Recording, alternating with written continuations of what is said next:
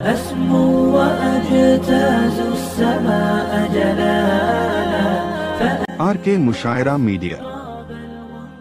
آئیے میں ہماری عظیم الشان روحانی اجلاس کا باضابطہ طور پر آغاز کرنے کے لیے اسی مدرسہ اشرف العلوم بالکنڈہ کے ایک ہونہار طالب علم محمد ناظر سلمہ سے خواہش کرتا ہوں کہ وہ اسٹیج پر آئیں اور قرآن مجید کی تلاوت باسعادت سے ہمارے اس اجلاس کا آغاز فرمائیں۔ محمد ناظر سلمہ۔ اعوذ باللہ من الشیطان الرجیم،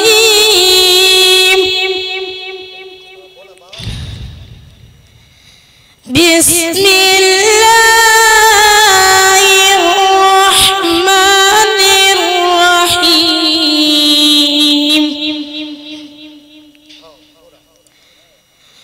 وَالضُّحَى وَاللَّيْلِ إِذَا سَجَى،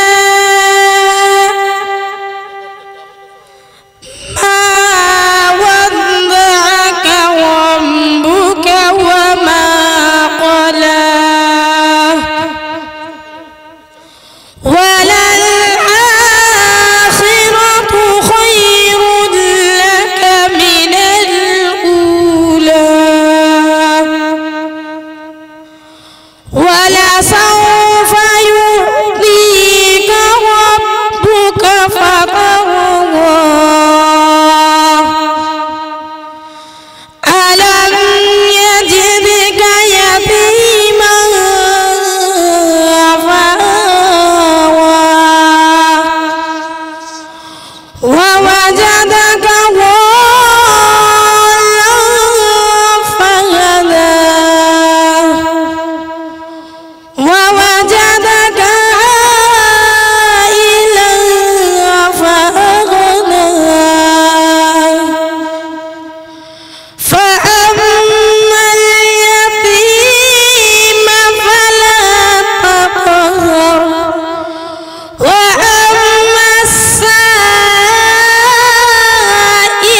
فَلَا تَنْهَرْ، وَأَمَّا بِنِعْمَةِ رَبِّكَ فَحَدِّثْ۔ صدق اللہ العظیم۔ ہم آواز دینے جا رہے ہیں اسی مدرسہ اشرف العلوم بالکنڈہ کے ایک اور طالب علم محمد انعام الحق سلمہ کو کہ وہ تشریف لائیں اور نعت نبی صلی اللہ علیہ وسلم پیش فرمائیں۔ السلام علیکم ورحمۃ اللہ وبرکاتہ۔ آپ شمس و ضحیٰ، آپ بدر و دجا، آپ شمس و ضحیٰ، آپ بدر و دجا، نام ایسا سہانا کسی کا نہیں، نام ایسا سہانا کسی کا نہیں، اور کعبے کی چھاؤں ہے، نور کا گاؤں ہے، اور کعبے کی چھاؤں ہے، نور کا گاؤں ہے، ایسا پیارا گھرانہ کسی کا نہیں، ایسا پیارا گھرانہ کسی کا نہیں۔ جب کہ آدم نہ تھے ان کا پتلا نہ تھا،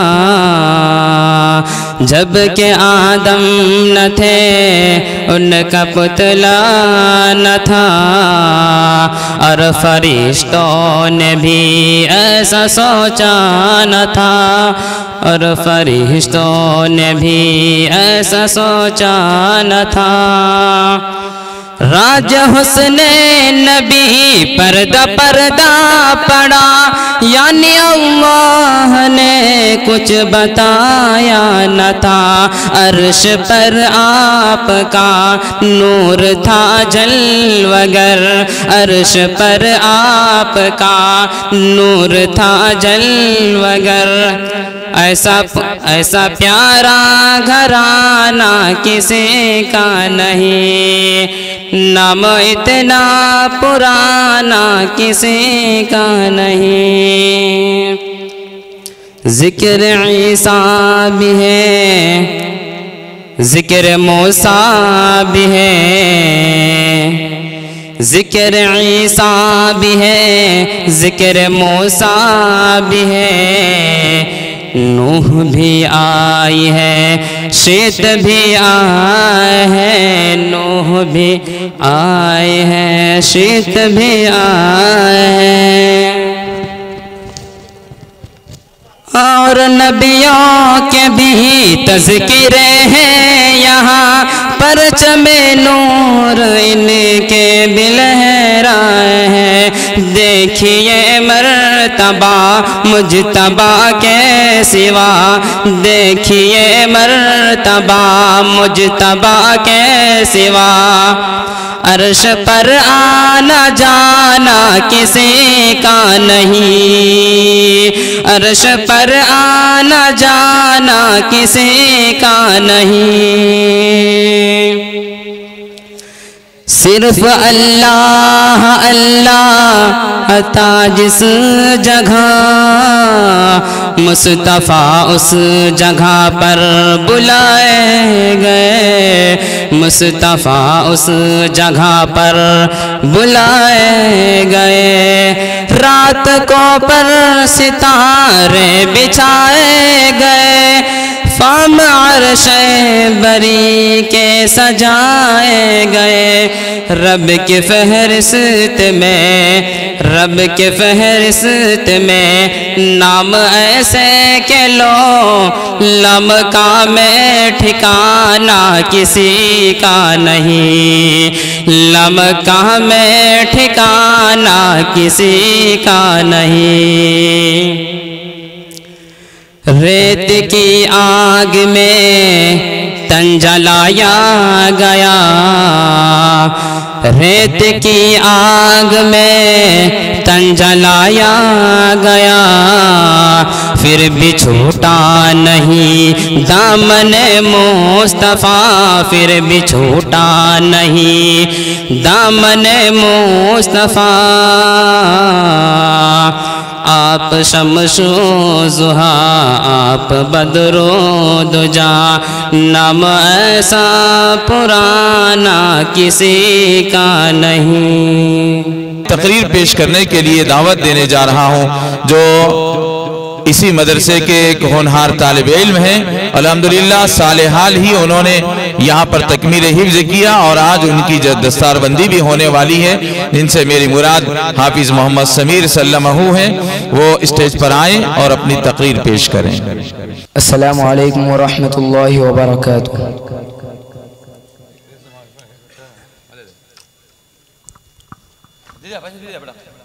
نحمده ونصلي على رسوله الكريم، أما بعد، قال النبي صلى الله عليه وسلم: خيركم من تعلم القرآن وعلمه، أو كما قال عليه الصلاة والسلام۔ ہمیں دنیا سے کیا مطلب مدرسہ ہے وطن اپنا، ہمیں دنیا سے کیا مطلب مدرسہ ہے وطن اپنا، مریں گے ہم کتابوں پر ورق ہوگا کفن اپنا۔ محترم سامعین اکرام، آج کی مجلس میں میں آپ حضرات کے روبرو مدرسے کی مختصر حقیقت بیان کرنا چاہتا ہوں، امید ہے کہ بغور سماعت فرمائیں گے۔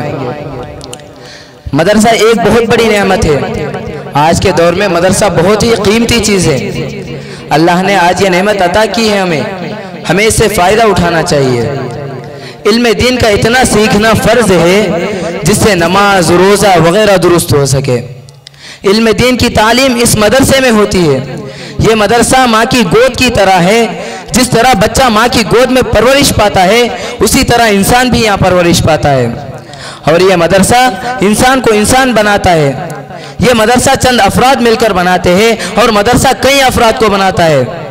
ہم مدرسے کی عمارت بناتے ہیں اور مدرسہ ہمارا قلب بناتا ہے، اللہ سے ہمارا رشتہ جوڑتا ہے، اور یہی نبی کا کام تھا کہ مخلوق کو خالق سے جوڑتے تھے۔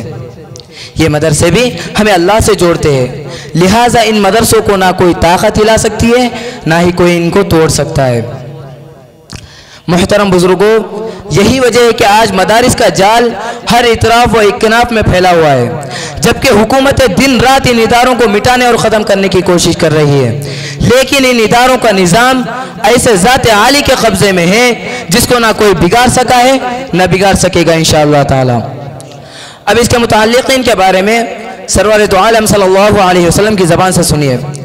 حضرت انس رضی اللہ تعالی عنہ حضور صلی اللہ علیہ وسلم کا ارشاد نقل کرتے ہیں کہ اگر دنیا میں ان لوگوں کو دیکھنا چاہتے ہو جن کو اللہ نے جہنم کی آگ سے آزاد کر دیا ہے تو طالب علم کو دیکھو، بخدا جو طالب علم حاصل کرنے کی نیت سے کسی عالم کے دروازے پر جاتا ہے اس کو ہر قدم اور ہر ایک حرف پر 1 سال کی بات کا ثواب ملتا ہے، اس کے لیے جنت میں شہر بنا دیا جاتا ہے، جہاں جہاں اس کے قدم پڑتے ہیں وہ زمین اس کے لیے استغفار کرتی ہے، صبح شام فرشتے اس کی مغفرت کا اعلان اس طرح کرتے ہیں، ہؤلاء اتقى اللہ من النار، یہ ہے جن کو اللہ نے جہنم سے آزاد کر دیا ہے۔ اس سے مراد 2 ہی وہ لوگ ہیں جو علم حاصل کرتے ہیں، مدرسے میں رہتے ہیں۔ ظاہر سی بات ہے کہ جب طلبہ اکرام کا اتنا بلند مقام ہے تو ان لوگوں کی کیا شان ہوگی جو طلبہ پر خرچ کرتے ہیں، مدرسے میں امداد دیتے ہیں، ان کے روپیوں اور پیسوں سے جو عمارتیں بنائی جاتی ہیں تو اللہ تعالیٰ ان کو آخرت میں کتنا بڑا اجر دے گا۔ دوستوں، مدرسہ کیا ہے؟ مدرسے میں قرآن ہے جو اللہ کی کتاب ہے، انقلابی کتاب ہے جس نے دنیا کی کایا پلٹ دی، ہلچل مچا دی۔ سب سے پہلے قرآن نے آ کر یہ کیا کہ جو بندے خدا سے ٹوٹ چکے تھے انہیں خدا سے جوڑا اور فرمایا کہ تم تعلق کو توڑتے ہو لیکن خدا نہیں توڑتا۔ چنانچہ اگر خالق کا مخلوق سے تعلق نہ ہوتا تو قرآن نہ بھیجتا۔ قرآن نے بھٹکے ہوئے لوگوں کو راہ دکھائی، زمانے کو خیر القرون بنا دیا۔ قرآن کریم کا کتنا بڑا احسان ہے کہ حضور صلی اللہ علیہ وسلم کو محمد بن عبداللہ سے محمد رسول اللہ صلی اللہ علیہ وسلم بنا دیا اور خاتم النبیین بنا دیا۔ بہرحال ادارہ کا مدار طالب علم اور مدرس پر ہے، تعمیر سے اونچائی نہیں آتی۔ یہ مدرسہ اصحاب صفہ سے چلا ہوا ہے، جس کے معلم سرور دو عالم صلی اللہ علیہ وسلم تھے، جس کے طالب علم حضرت ابوبکر صدیق رضی اللہ تعالیٰ تھے، حضرت عمر فاروق رضی اللہ عنہ جیسے تھے۔ ہم یہ فخر سے کہہ سکتے ہیں کہ اولئک آبائی فجعونی بمثلہم، کیا کوئی یونیورسٹی سے فارغ ہونے والا اس طرح کا فخر کر سکتا ہے؟ یہ وہی دینی ادارہ تھا جہاں جبرائیل خود طالب علم بن کر استغفار کے لیے آئے تھے اور کہتے تھے ایمان اور احسان کیا چیز ہے، قیامت کب آئے گی؟ تو اس مرکز میں جبرائیل بھی طالب علم بن کر رہے۔ دوستوں، مدرسے کی قدر کرو، تم نہیں کرو گے تو خدا دوسروں کو پیدا کر دے گا۔ حضور صلی اللہ علیہ وسلم کے زمانے سے مدرسے چلے اور چل رہے ہیں، حضور صلی اللہ علیہ وسلم کی توجہ اور دعا ساتھ ہے، ادارہ نہیں مل سکتا، جس کا تعلق ادارے سے ہو وہ بھی نہیں مل سکتا، لہٰذا اس کی قدر کرو اور اس سے رشتہ جوڑو۔ اللہ تعالی ہمیں دینی اداروں کی قدردانی کی توفیق نصیب فرمائے، آمین وآخر دعوانا الحمدللہ رب العالمین۔ السلام علیکم ورحمۃ اللہ وبرکاتہ۔ نحمده ونصلي على رسول کریم، اما بعد، قال اللہ تعالی فی القرآن المجید، اعوذ باللہ من الشیطان الرجیم، بسم اللہ الرحمن الرحیم، ما كان محمد ابا احد من رجالکم ولكن رسول اللہ وخاتم النبیین۔ جب ظلم گزرتا ہے حد سے قدرت کو جلال آ جاتا ہے، جب ظلم گزرتا ہے حد سے قدرت کو جلال آ جاتا ہے، فرعون کا سر جب اٹھتا ہے تو موسیٰ کوئی پیدا ہوتا ہے۔ محترم حاضرین اکرام، ابھی میں نے قرآن کریم کے ایک آیت تلاوت کی، اس میں بہت ہی اہم بات کا تذکرہ کیا گیا ہے۔ اللہ نے اس میں ایک ایسا اصول بیان فرمایا ہے جس کا انکار کرنے سے انسان کافر ہو جائے گا۔ حضور صلی اللہ علیہ وسلم کو خاتم النبیین اللہ نے بنایا، آپ صلی اللہ علیہ وسلم پر نبوت ختم کر دی گئی، اب دنیا میں کوئی نبی نہیں آئے گا۔ اس آیت کا انکار کیا اور مخالفت کی تو فرقہ وجود میں آ گیا، وہ ہے فرقہ قادیانیت۔ قادیان کا رہنے والا ایک شخص انگریزوں کا چیلا، اس نے نبوت کا دعویٰ کیا اور کہا کہ میں بھی نبی ہوں۔ اس کا دعویٰ عجیب تھا۔ اہل سنت والجماعت کی عقیدہ ہے کہ حضور صلی اللہ علیہ وسلم کے بعد کوئی نبی نہیں آئے گا، اور پورے قرآن کی کل 6666 آیت ہے، ان پر ایمان لانا فرض ہے، ایک آیت کا نہ ماننا بھی کفر ہے۔ اب اس آیت میں حضور صلی اللہ علیہ وسلم کو خاتم النبیین کہا گیا ہے، اب کوئی نیا نبی نہیں آئے گا، لہٰذا مرزا غلام احمد کو نبی جاننا کفر ہے۔ اس لائن نے جنگ آزادی کے وقت مسلمانوں نے تفریق ڈالنے کے لیے انگریزوں کو چلا بند کر یہ دعویٰ کیا۔ علماء اکرام نے مخالفت کی، وہ لائن باز نہ آیا۔ ایک اصول سمجھ لو کہ جس چیز سے ابتدا ہوتی ہے اسی پر انتہا بھی ہوتی ہے۔ جس سوچ سے یہ پنکھا چلے گا اسی سوچ سے بند بھی ہوگا۔ اس کے علاوہ سوچ سے بند کرو گے تو مسئلہ حل نہیں ہوگا۔ یہی حال مسلمانوں کا ہے۔ بے دینی کی ہوائی اتنی عام ہے کہ دین کی طرف امت کا آنا مشکل نظر آ رہا ہے۔ ابتدا ہوتی ہے تو اسی پر انتہا بھی ہوگی، اور اس پر سب کا اتفاق ہے کہ حضور صلی اللہ علیہ وسلم اولین بھی ہے اور نبی آخرین بھی ہے۔ حضرت آدم علیہ السلام کی تب تخلیق ہوئی تو دیکھا عرش پر لکھا ہوا ہے لا الہ الا اللہ محمد رسول اللہ۔ پوچھا اللہ سے کہ یہ کیا ہے؟ فرمایا اللہ نے کہ آپ ہی کی ذریت سے ہے اور یہ آخری نبی ہے اور انہیں ابھی سے نبوت دے دی گئی ہے، مگر ظہور بعد میں ہوگا۔ حضرت آدم علیہ السلام کی جب لغزش ہو گئی تو توبہ اور معافی حاصل کرنے کے لیے بہت غریہ وزاری کی مفسرین نے لکھا ہے کہ وہ عرش والی بات یاد آ گئی اور ان کی معرفت سے مانگا تو توبہ قبول ہو گئی۔ بہرحال ساری دنیا میں قانون ہے کہ جس چیز کی ابتدا ہے انتہا بھی ہے۔ نبوت کی ابتدا حضور صلی اللہ علیہ وسلم سے ہوئی ہے تو انتہا بھی انہی پر ہوگی۔ اگر کوئی نبوت کا دعویٰ کرے اور روپیوں کا لالچ دے کر اس کا اقرار کرے تو کہہ دو کہ سب کچھ ہم کہہ سکتے، بیچ سکتے، لیکن ایمان کا سودا نہیں کر سکتے۔ لہٰذا آج کل جہاں جہاں قادیانیت پھیل رہی ہے، غریب طبقے کے مسلمانوں کو روپیوں کا لالچ دلا کر وہ ایمان کا سودا کرواتے ہیں۔ ہندوستان کے علماء کو چاہیے کہ اس کے سرکوبی کے لیے تیار ہو جائے اور مقابلہ کرے اور اس کو ہست سے نیست کر دے۔ ہندوستان میں جتنے فتنے رونما ہوئے آزادی کے بعد مسلمانوں نے انہیں برداشت کیا، کل 6150 بلکہ اس سے بھی زیادہ فتنے رونما ہوئے، لیکن مسلمانوں نے صبر سے کام لیا اور سب کے لیے تیار رہے ہیں۔ BBC لندن نے 2000 میں نشر کیا تھا کہ مسلمان ایک آواز پر 3 لاکھ جمع ہو گئے۔ مسلمان ایک آواز پر 3 لاکھ جمع ہو گئے تو آج بھی کمر بستہ رہنا چاہیے اور ان فتنوں کے قلعہ کما کے لیے تیار ہو جائے۔ آج اس امت میں علماء کا دین کی اشاعت میں مسلمانوں کے ذمے ہے۔ پہلے امتوں میں دین کا کام صرف نبی کرتے تھے، آج اس امت میں یہ علماء کا کام ہے، اس لیے ہمیں تیار رہنا چاہیے۔ اللہ عمل کی توفیق نصیب فرمائے اور اس کام کے لیے ہمیں قبول فرمائے۔ وآخر دعوانا الحمدللہ رب العالمین۔